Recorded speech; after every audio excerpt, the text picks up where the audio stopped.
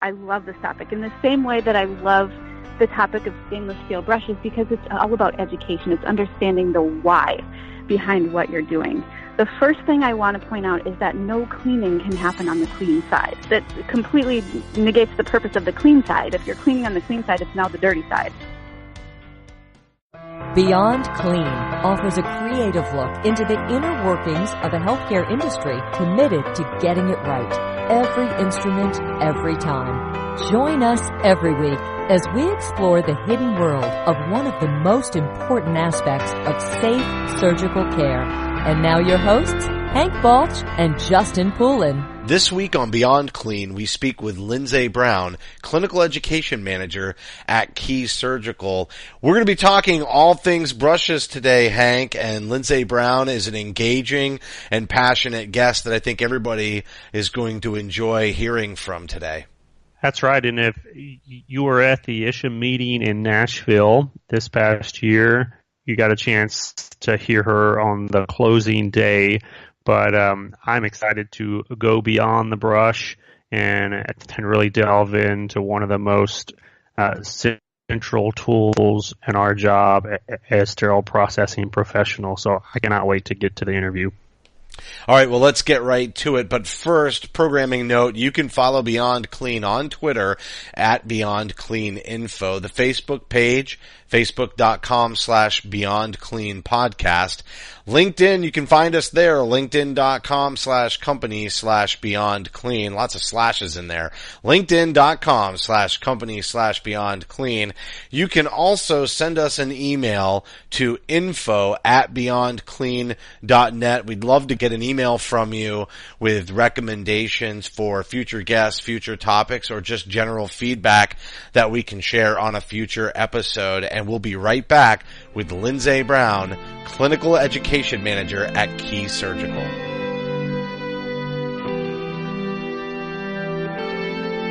Joining us now is Lindsay Brown, Clinical Education Manager at Key Surgical. Lindsay, welcome to the show. Thank you so much, Hank and Justin. It's such a pleasure to be included in this groundbreaking podcast. Thank you for having me.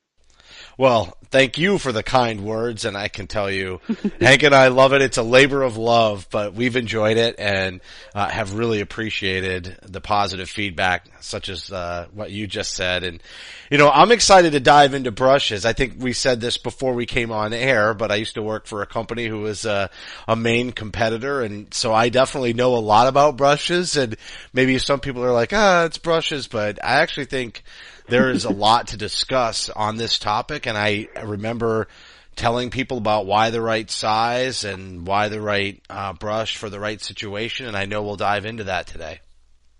I agree with you. It is a question of the ages. What's the big deal? It's just a cleaning brush, isn't it? And so, yes, I'm excited to dive into why brushes do matter, because they absolutely do. Well, let's dive right into it. Let's do sort of an intro to brushes, the different kinds, the uses, some of the purposes. Maybe give an overview of brushes to start. One thing that's very interesting in the world of education, in the world of sterile processing, when you talk to people about the most basic and the most versatile tool in their repertoire, it kind of gets them thinking about, okay, why does this matter for my daily job? Why does this impact my ability to be successful in my profession? And the cleaning brush is one of those tools that's so simple and so basic, but it makes a world of difference when it comes to preparing surgical instrumentation for a successful and a safe surgery and safe patient outcomes. So it's one of those things, where do I start? Because brushes are fabulous. They're interesting. And I think the one place to start is the fact that you need the right brush for the cleaning job at hand. There are a myriad sizes, a myriad different types, different bristle types, different handle types. So I can kind of just start from the beginning and kind of break it down a little bit on what I see as most prevalent in our industry currently, and kind of what the end users typically see when they talk about finding the right tools for cleaning the instruments in their department. I kind of want to start with the anatomy of a brush, because this is something that not a lot of people think about. They think about the cleaning tool, they think about needing a brush, but they don't necessarily take it apart and dissect it a little bit to say, okay, there are different types of bristles. There are different types of handles. What bristle can I marry with this handle type to create the perfect tool for the cleaning job at hand? So when we talk about the bristles themselves, you have everything from a synthetic fill, things like nylon and polypropylene. Natural fibers, those are fibers that you don't necessarily see in sterile processing very often. You can kind of put cotton pipe cleaners in that category. But one thing about natural bristles is they're very porous. So it's not something that we see on the decontam side when we talk about cleaning instruments. And then you see the wire bristles, the stainless steel and the brass. And we can talk about this a little bit more, but wire bristles tend to get a bad rap. But there is a time and a place for those types of brushes. So I'm excited to get into that a little bit too. When we talk about the handle of a brush, you have the twisted stainless steel, which a lot of folks say, well, what does that matter? Well, it's twisted because it holds the bristles in place. So it's actually very functional.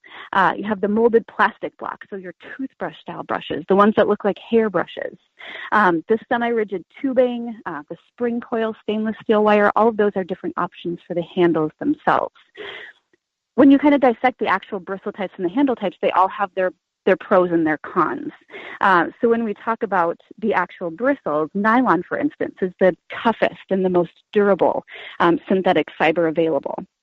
And when you compare that with something like polypropylene, polypropylene is actually a little bit more aggressive. It's a stronger bristle filament. It's got great flex fatigue, good abrasion resistance. And so those are two options that folks can choose between dependent upon what cleaning job is at hand. And then you get into the metal brushes, the stainless steel and the brass. Brass is kind of a middle step between nylon and stainless steel. So it's the softest metal fiber available. And then stainless steel is highly resistant to corrosion and heat and chemicals, which makes that an awesome option when you're dealing with those really intense chemicals in sterile processing. And when you need something that's a little bit more aggressive, in case you have something that's dried on, dependent upon the material of the instrument that you're about to clean, that might be a really great option. So when you talk about starting from the basics, you can pick pretty much anywhere to start. So that's kind of a little bit of background about the brush material. And we can kind of get into the specifics about things like antimicrobial properties and when to use a specific brush. I'm sure we'll get into that a little bit later on. Yeah, Lindsay, I don't know if you could hear it, but when you said that there is a time and place for stainless steel brushes, there were technicians all across the globe saying yes. And there really is a time saying no. Yeah, exactly right. Yeah, so I know we're going to talk about that. It's a hot topic. Yeah. We're going to delve into that a little deeper, but because you brought it up now, it may be a good time to highlight what is that manager and technician divide when it comes to the stainless steel brush? Why did they get a bad rap? It's the question of the year, actually the question of the last couple of years. And I'm excited to kind of dive into it because it is something that needs to be thought about in a more critical way. What I find most often, so I've worked with sterile processing departments across the United States for the last 5 years, and I've been a sterile processing technician at a hospital here in Minnesota for the last 2. And one thing that I think kind of gets lost is the why behind why we either do or don't do certain things. And one of those things is, why are we not using stainless steel, or why are we taking these out of departments? One thing that I hear often is that stainless steel ruins the passivation layer. So we're going to get rid of it. And one thing that's interesting is if you actually look at what the passivation layer is, passivation is the process where nitric acid is used to remove any iron content from the hard outer layer of the instrument, right? The removal of that iron helps to build a protective outer layer, which is of chromium oxide. Now, that chromium oxide layer is highly resistant to corrosion, and it continues to harden throughout the instrument's life cycle. And that passivation layer, it can become damaged, but it can become damaged by abrasive chemicals that aren't approved by a manufacturer. It can become damaged by saline. It can't actually become damaged by a stainless steel bristle brush.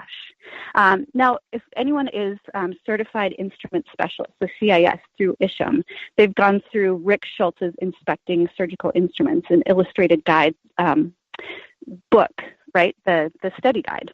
And in that, he talks about a study showing scanning electron microscope technology that shows that no harm is actually caused by stainless steel bristles, making them kind of the perfect brush for hard-to-clean debris. Now, there's a dissonance that occurs between managers who don't want their techs or want to prevent their techs from using a stainless steel or a brass brush on the wrong types of instruments.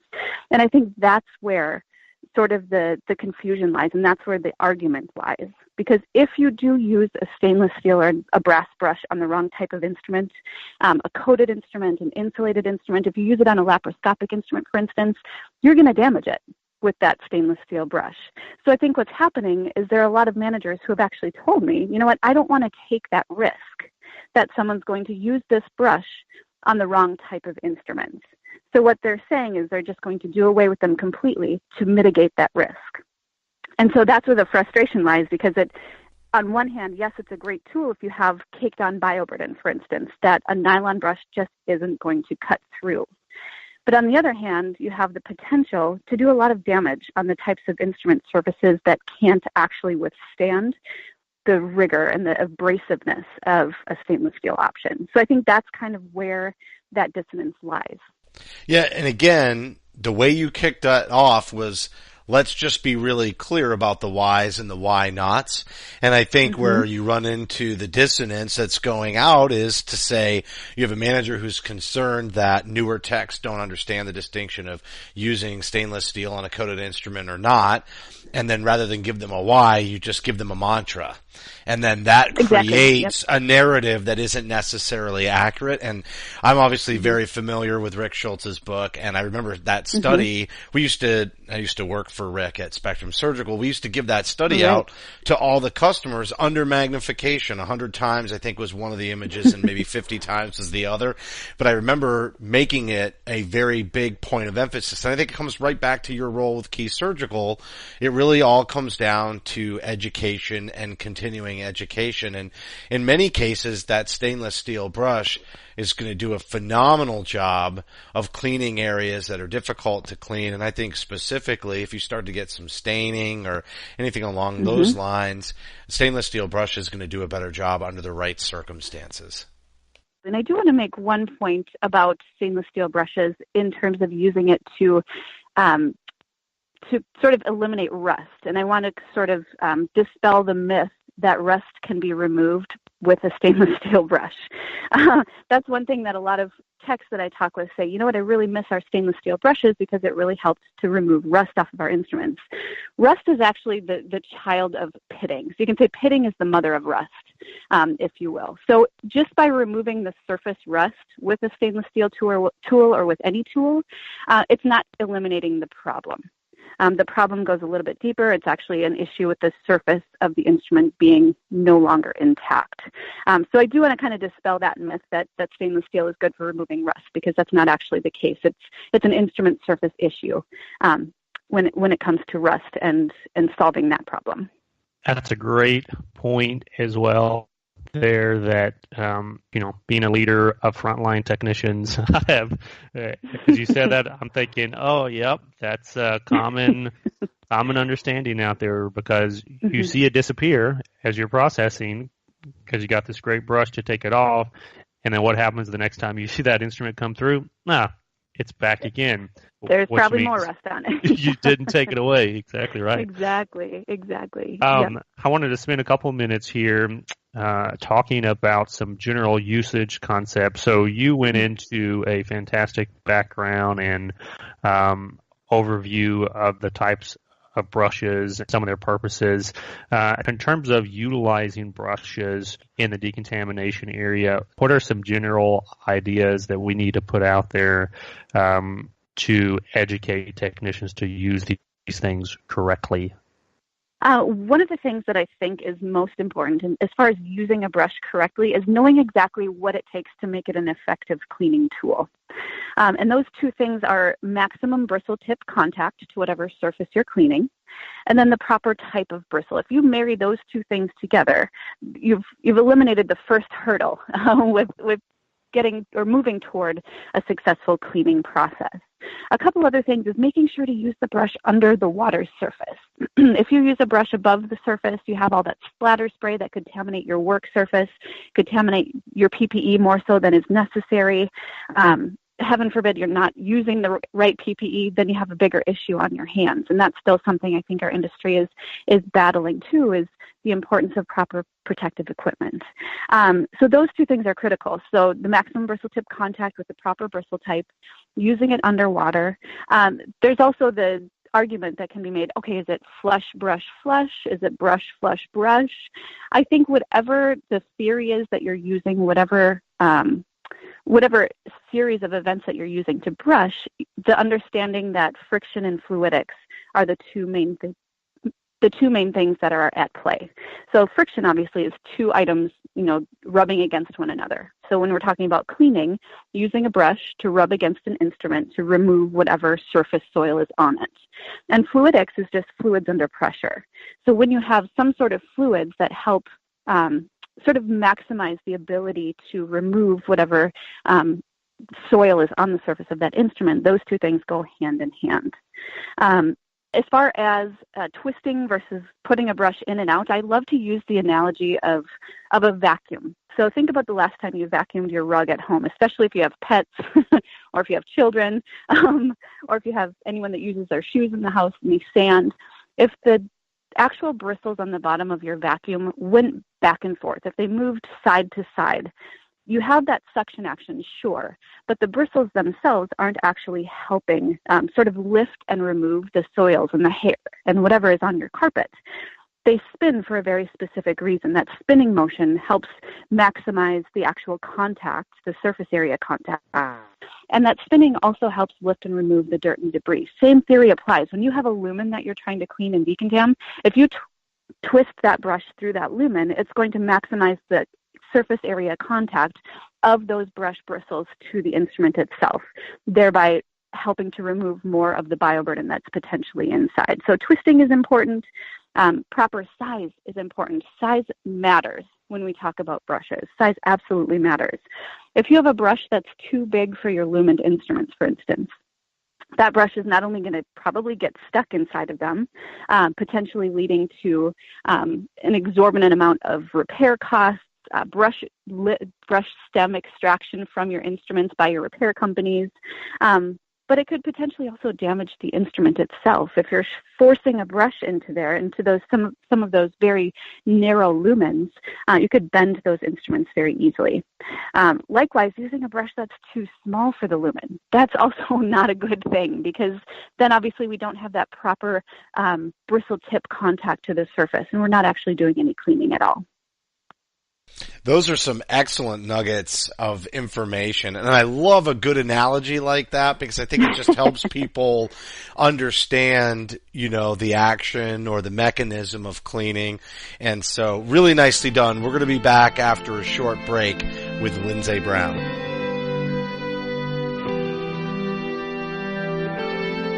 We're back with Lindsay Brown, Clinical Education Manager at Key Surgical. So now we're going to take a little bit deeper dive here in segment 2. We're going to talk about brushes and instructions for use. Why don't we just start right there, Lindsay?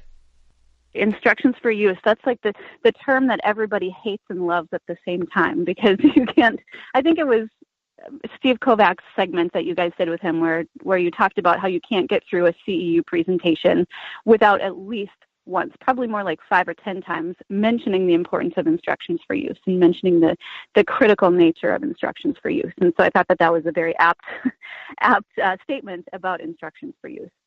Point blank, they're necessary. They're 100% necessary, because as a tech, and I can speak from a tech's perspective because I currently am one, as a tech, I need to know how to do my job.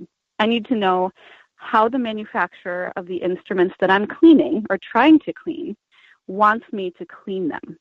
I need to know how the manufacturer of the cleaning tools that I'm using to render this instrument safe for patient use, how they want me to use their tools. It's basically me trying to follow directions from 18 different places. So I get that it gets to be kind of a headache for techs, but they're so important. They're so critical.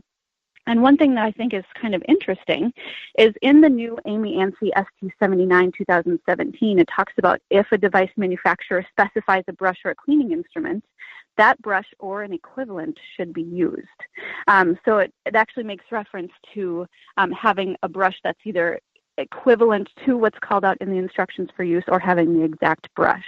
So I think that's sort of bold on their part when we talk about manufacturers of instruments putting specific brushes in their instructions for use. And I'm sure we can do a whole other segment on that topic. But the one thing that I do want to point out is that when we're talking about a cleaning brush, the reason why you don't go to a hardware store or you don't go to a big box store and buy a gigantic box of toothbrushes that are great for plaque and great for cavities, but maybe not so good for cleaning instrumentation, is because they don't have that instructions for use. They don't have that one thing that you can rely on that says, hey, this is exactly how to use this tool, how to take care of it, how to inspect it, when to discard it, which is just as important as how to use it. So we can get into that a little bit too. But instructions for use are never going to go away. They're always going to be what guides us in our daily work life in the sterile processing department.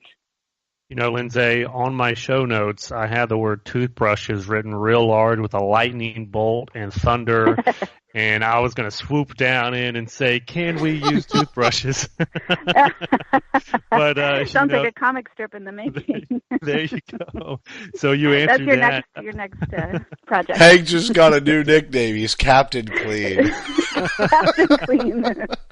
I like it. Well, I like it. I've had worse nicknames, Your I guess. T-shirt's in the mail. You know, on the IFU question, I have been looking at a lot of IFUs for arthroscopic shavers and other items, and it's not just one brush sometimes. For a model of arthroscopic shaver that we have 3 different brushes, all specific to the particular part of the instrument that you're using. In preparation for this show, I was looking over some robotic IFUs, and they're outlining to the millimeter the size and height of the bristles. They get specific for a reason, but I feel like if you were to walk into a lot of sterile processing departments and do an audit of their IFUs versus their brush types, you may not walk away with a lot of confidence. Why do you think that is, and what's the answer? Well, I think one of the things that sort of plagues a lot of departments is the fact that these instructions for use are made available, but not everyone knows how to access them, nor is the importance of accessing them to look for and to reference what cleaning tools are necessary for these instruments really taken into account before these instruments and these devices, especially something like a shaver, are brought into a department. A lot of time it's kind of the cart before the horse scenario where you get this instrument in and then all of a sudden you're like, well, shoot, we didn't look to see what we actually need to clean this thing. And a lot of departments, I think, get into trouble when they start to bring in instrumentation that needs, for instance, an ultrasonic cleaner. And if they don't have an ultrasonic cleaner, then that's going to be an issue. Or needs those 3 cleaning brushes to clean this one device. If that's not looked at before actually bringing that instrumentation on, I think that it just kind of gets missed. And so they kind of make do with what they have. Yeah, I totally agree with that. And I think this is going back to our first episode ever with Michael Matthews, talking about collaborating with infection control and the huge importance of having sterile processing representation on these new product committees, like you say. That's the time to start having that question on, do we need another ultrasonic? Do we need another line of brushes to go ahead and get approved so that when the item arrives, the brushes are here and they've already been in service with our technicians. Exactly, and they're it's not fully enough prepared. to say, so you can't wait a week or 2 and be using this item without being compliant with those IFUs. So that's a great point. And I think there's a very specific feedback loop that needs to be sort of buttoned down for quality control measures. That feedback loop that contains input from sterile processing, from the operating room, from supply chain, from infection prevention and risk management. If that feedback loop isn't there, where you have those open lines of conversation or communication and you talk to one another and say, okay, these are the risks, these are the needs, how can we sort of address the needs, make sure that we have what we need so we can mitigate whatever risk may come if we don't do that. So that feedback loop is really important, and I think a lot of departments are working on solidifying that and fine-tuning that a lot. So, Lindsay, we've already got one clip on here that's going to go viral. Your shout out to the stainless steel brushes. Oh, boy. I can already tell. But I want to get into something else that, if it's not the most controversial, it's definitely up at the top, and that will be using brushes on the clean side. Gosh, I love this topic. I love this topic in the same way that I love the topic of stainless steel brushes, because it's all about education. It's understanding the why behind what you're doing. The first thing I want to point out is that no cleaning can happen on the clean side. That completely negates the purpose of the clean side. If you're cleaning on the clean side, it's now the dirty side. And that's not what we're going for. So no cleaning should happen on the clean side. Here's what I see often. I see toothbrushes on the clean side. When you're talking about using any sort of tool to check for cleanliness, check for dryness, typically you're talking about lumens or cannulated instruments. If you're checking for cleanliness on the clean side, you can see if, for instance, an osteotome is clean. You can use your magnification, you can use your eyes, you can use your critical thinking skills to say, okay, is this clean? The important part of the conversation that I like to have with people is, why are you using the brush? And when I see a toothbrush, for instance, used on the clean side, typically it's used for a shortcut. And this is not something that I love to talk about, but it's reality. I see that brush used to flick whatever, biomatter, whatever material might still be on that instrument as sort of a shortcut instead of sending it back to the decontam side. Now, when we talk about lumens, that's kind of a different story, because we've seen pipe cleaners used, we've seen lumen brushes being used. And one thing that I always challenge people with is, if you're using some sort of tool to do a lumen check, whether it be to check for cleanliness or to check for drying, think about what's happening to that cleaning tool when you put it through the instrument. And a question I love to ask is, have you ever had an instrument come onto the clean side that wasn't completely clean? And the answer from everybody is always yes. We've seen instruments come onto the clean side. They came through the washer. They were manually cleaned on the decontam side, but still something got missed. Now, this is where I like to challenge people, because when you use a cleaning brush or when you use a pipe cleaner and you put it through that lumen on the clean side, I love asking the question, is bioburden always visible? Can you always see it? Is there always a distinct color? And the answer to that is no, you can't always see bioburden, whether it's lubrication or saliva or just such minute bits of bioburden that you just literally can't see them with your naked eye. That then lends itself to the question, okay, how many times are you reusing this device or this cleaning tool, this tool to check for cleanliness, to check for dryness? If you're using it on, a whole tray filled with instruments, what happens if that first instrument that you put that brush down, that first lumen, what happens if that one was contaminated? And then all of a sudden, you use that same brush or that same pipe cleaner on, 10, 20, 30 more instruments, you've just contaminated all of them. So what I say is, if you're using something to check for cleanliness of lumens, to check for drying of lumens, single use is the way to go, because you can't take that risk that you're going to reintroduce soil into clean lumens by reusing those cleaning tools. So when I talk to folks about brushes on the clean side, there shouldn't be any toothbrushes. Let's be honest. If you're using a toothbrush on the clean side, you're trying to clean something off of a surface that you can see. Those checks can happen in decontam. If you see something on the surface of the instrument that looks like rust, that looks like staining, that looks like bioburden, those assessments can be made on the decontam side. When you get to the clean side, obviously our lumens need to be checked to see if there's bioburden in them. And what's great is we're seeing that the onset of the borescopes, those visual inspection tools that also help with that. Not every department has one yet, so you have to use other methods in order to do that.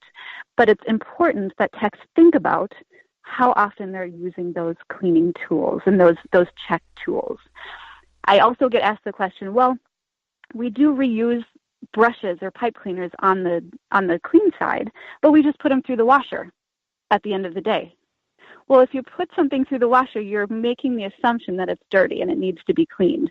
And that opens up a whole other can of worms about issues with the cleaning processes on the decontam side and sort of how you think about what you do on the clean side and how you sort of dissect. It's kind of like an admission of guilt. About it. Right? It's an admission of guilt yes. and so that certainly isn't something you want to explain if for any reason you wound up in a courtroom.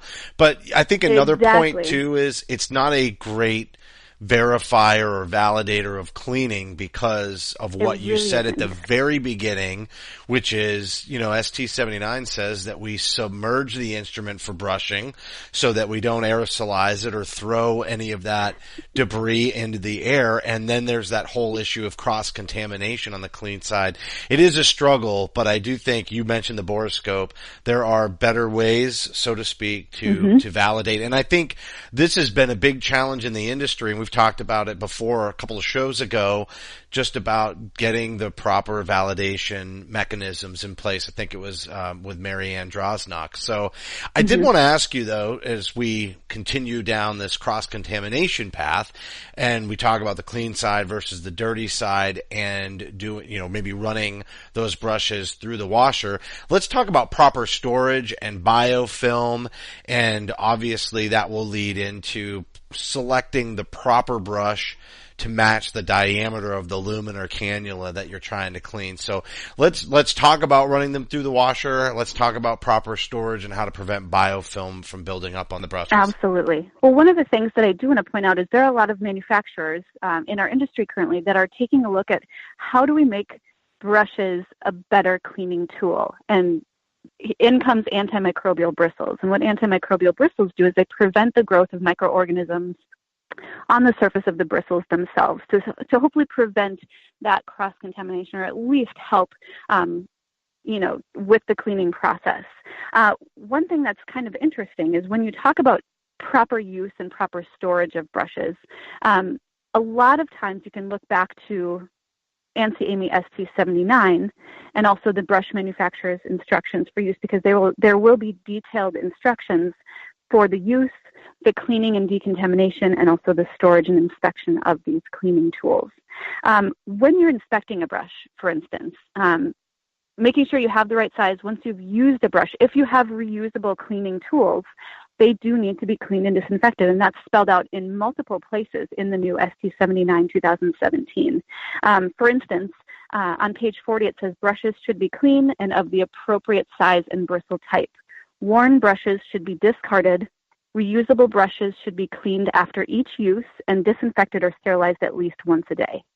Single-use cleaning implements should be discarded after each use. So it spells out what needs to happen with your cleaning tools.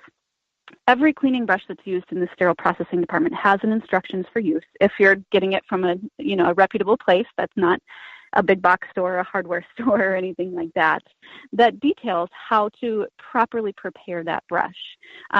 And the reason why that's important, the reason why techs need to sort of heed that advice and heed those directions, is that there are some really big risks involved with having tools that are mangled. You have a brush that has a bad hair day, well, guess what? That's actually going to provide a huge amount of risk to the instruments themselves and ultimately to the patients who are putting their trust in your healthcare facility. You think back to all the different steps involved with preparing instrumentation, and you think to yourself, maybe if I have a brush that looks worn, I'll just use it on one more instrument. It's not going to matter because there are so many other steps in this process of creating this safe instrument that using this brush that's kind of mangled doesn't really matter. It's not going to matter in the long run. But the one thing that's so interesting and sort of the profundity of having this conversation with sterile processing techs is that first step, having the right tool, making sure it's properly cared for, making sure to discard it when it's worn.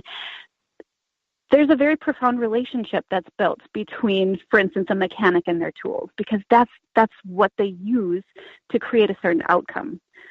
Same goes for sterile processing techs and brushes, and it may sound trite but the brushes are their tool that they need to do their job. If you have brushes with worn out bristles, for instance, I saw a brush that had bristles that were sort of half cut down. And the one question I always ask is, where did the rest of that bristle go? Do you have a little container where you're collecting all the bristles that are falling out of your brushes? Because if you don't, then there's no way to tell if it's down the drain, if it's on the floor, if it's in an instrument, if it's in a patient. There's no way to 100% guarantee that you know where those bristles went. Same thing goes for kinked handles. Kinked handles can be just as dangerous, because if you have a brush with a kinked handle, when you twist it through your lumens, you're actually going to potentially scratch the inside of that lumen. And when we talk about the formation of biofilm, biofilm can grow within 15 minutes, given the correct circumstances for growth. And biofilm can be looked at sort of like plaque on your teeth. Plaque is an example of biofilm. And when I ask sterile processing techs, can you remove plaque on your teeth with your toothbrush? And the answer is typically no. You have to go to the dentist and you have to basically have it chiseled off because it's this polysaccharide layer that's sort of created a shield around itself. It's saying, you know what, I'm staying put. You can't touch me. You can't remove me. This biofilm is tough stuff. And so the whole idea of having the right size brush and throwing away brushes that are damaged is to prevent that biofilm growth. Once biofilm grows on the inside of channels specifically, when we talk about scope lumens, when we talk about suctions, biofilm growth is really hard to remove. And that's something that we're trying to prevent the growth of in the first place. Excellent. All right, we'll be right back with Lindsay Brown after a short break.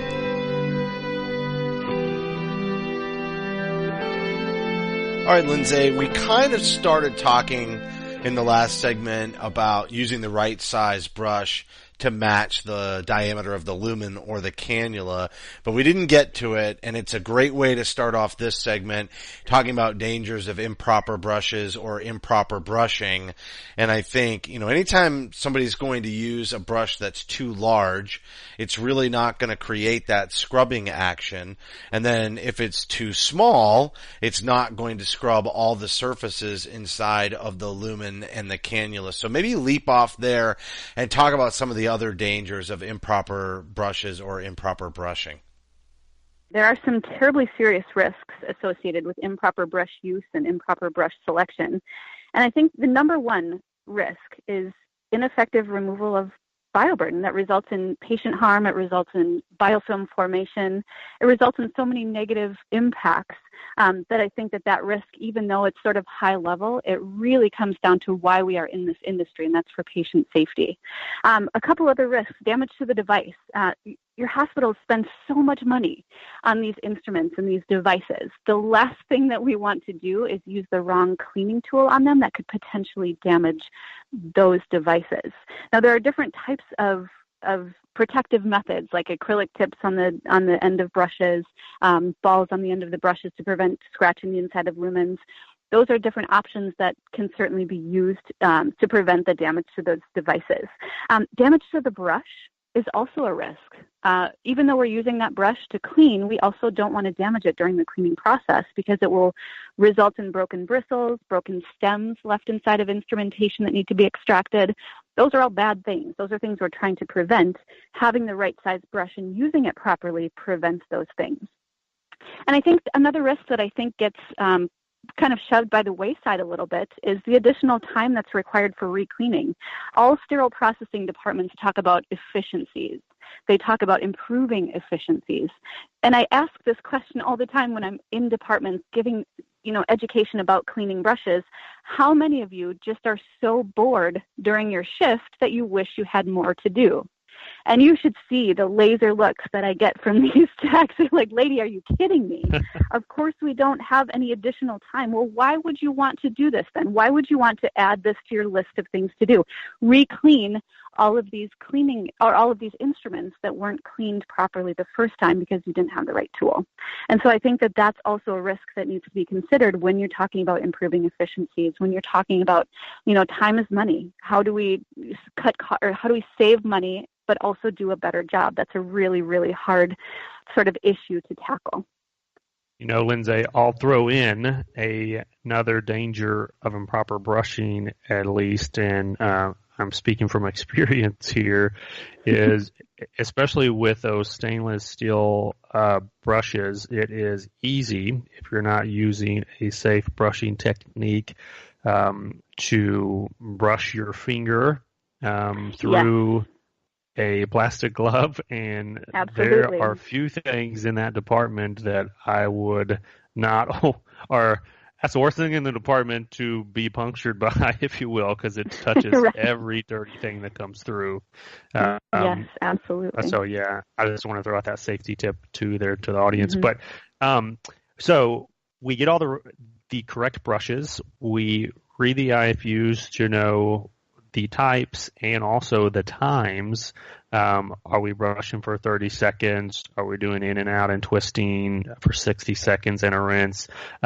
But as a leader and as a technician, how do we know particular technicians are competent on these particular brushes? Is this something that we need to write into our annual evaluations and competencies, or do skill checks for every particular brush that we have in the department? What's the best practice there?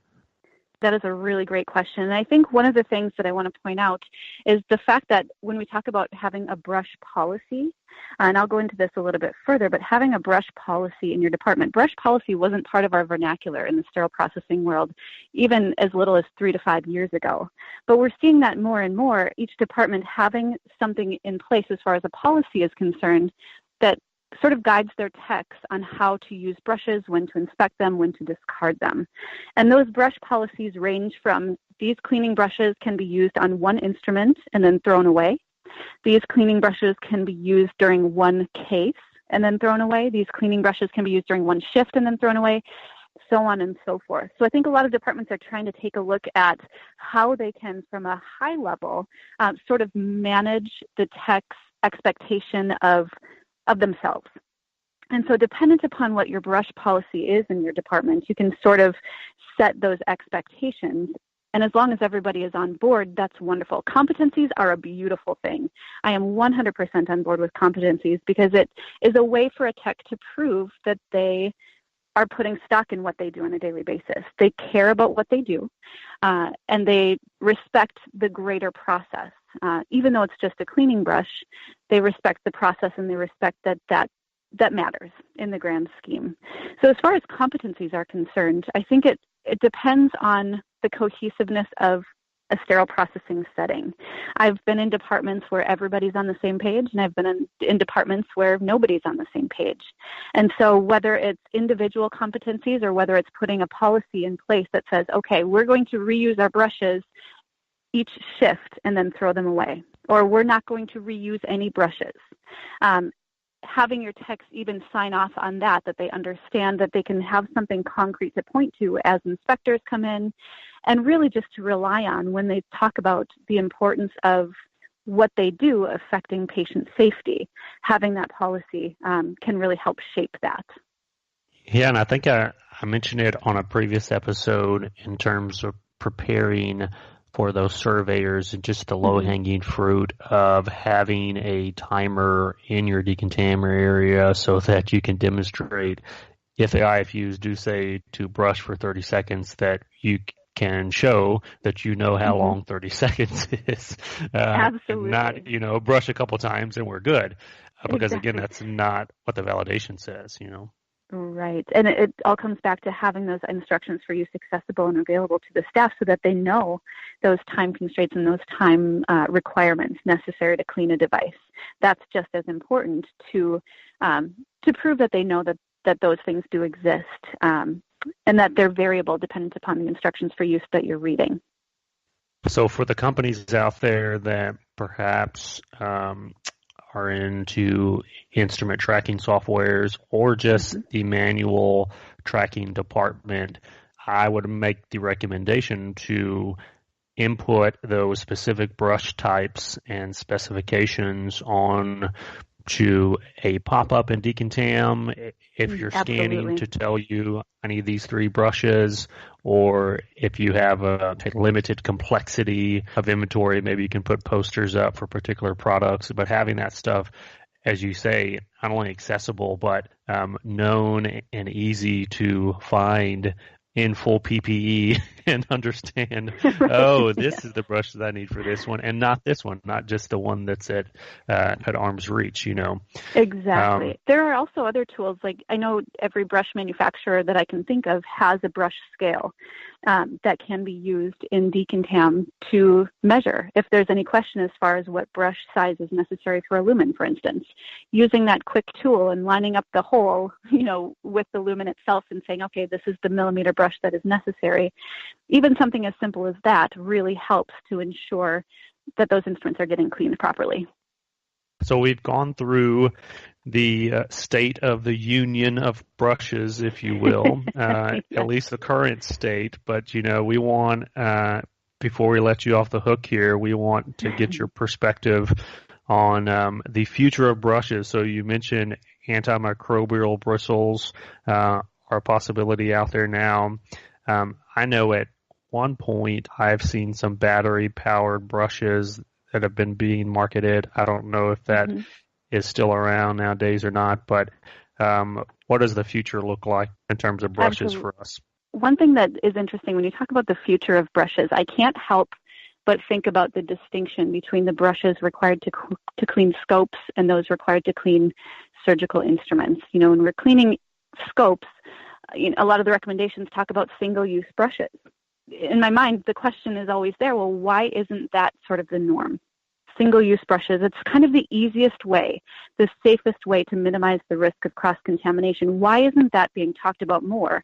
Why am I still seeing brushes that look like they were, driven over 18 times by a semi-truck still being used on the Decontam side? So I think a lot of it comes down to the conversation of, okay, let's take a look at the Decontam,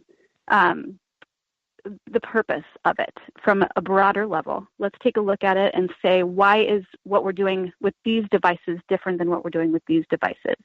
And I think the conversation will lend itself less toward increasing the high-techness of cleaning tools and more toward increasing the safety and the ease. Because let's be honest, sterile processing departments run a mile a minute, right? Managers, techs, lead techs, everyone has so many plates spinning at the same time. How can we not only do a safer job at preparing these instruments, but also make it a little bit easier too? I think that is sort of forgotten about, the fact that there are some easy steps that can be taken to minimize that risk of cross-contamination. And the immediate response is money. I get that. The immediate response is money. But let's think about how much it costs to treat a healthcare-associated infection. On average, it's $21,000 per person who walks back through your hospital doors with a healthcare-associated infection. Now, my guess is if you compared those costs with the costs of moving toward, for instance, a single-use cleaning option, the costs would certainly not outweigh the benefits of doing so. So I think that is part of what the future looks like. Until we get there, I feel like that's maybe like 2030. But until we get there are certain things like antimicrobial brushes. There are certain things like protective tips on the cleaning brushes that go through lumens to prevent those scratches, to prevent anything that bioburden can be harbored in. So there are certain things that can be used currently that will make the immediate future a lot brighter as far as instrument cleaning is concerned. All right, Lindsay, you have been just a phenomenal guest, and I can tell you that your passion comes across to the listener. Hank and I can tell you this one zoomed right by. It doesn't even feel like it's been an hour that we've been talking. So I just want to thank you for sharing such great knowledge and very detailed and accurate. You know your stuff. So I can definitely say to our listeners that they can take every nugget that you put out there on this episode for truth. And so good job. I would say thank you. Yeah, thank you for making time to share that with us. Thank you guys for being the future of sterile processing as far as making knowledge more easily accessible, making education more easily accessible. It's really nice to be able to just turn on your podcast when I'm in the car, when I'm at work, when I'm at home. And I think we talked about the future of the brush. I think that's the future of education, is just making it more accessible. And you guys are doing an awesome job at that. So thank you very, very much. Well, thank you for listening to the shows, and you even cross-promoted one of our shows for us during the episode, so you could probably have one of these yourself. So just thank you again, and everybody, that was Lindsay Brown, Clinical Education Manager at Key Surgical. Hank, what a fantastic guest. I know we got to talk about a lot of things, all things brushes, and a lot of people, as we said earlier, may think, it's just brushes, but we filled up a full hour of content with a lot of great information for the listeners. That's right, Justin. If there were an epicenter to sterile processing cleaning, it would all revolve around the brush. If it's toothbrushes or if it is the controversial stainless steel brush, that is what makes or breaks our cleaning process oftentimes. So a fantastic guest and a great topic to delve into with Lindsay. Yeah, and if it's not clean, it can't be sterile. And other than automated mechanisms for cleaning, what's the number one tool for manual cleaning? It's brushes. And so I'm glad we got a chance to talk about brushes on the clean side, which has been a long-standing topic of debate. I'm glad that she clarified stainless steel brushes and rust. I just think so many good pieces of information in this interview today. That's right. That rust topic was a big one as well. I have heard firsthand many times, and I'm excited to see the future of brushes, as she talked about, and that single-use option, all the way down to the antimicrobial bristles, too, that are already on the market. So a lot of exciting things this episode. Hopefully it's a engaging one for the audience as well. All right, that's going to do it for this week's show. As a reminder, you can help support us by subscribing to Beyond Clean on iTunes and Stitcher. We'd certainly appreciate a rating and a review because your feedback is important to the show. And on behalf of Hank and myself, thank you for listening to another edition of Beyond Clean.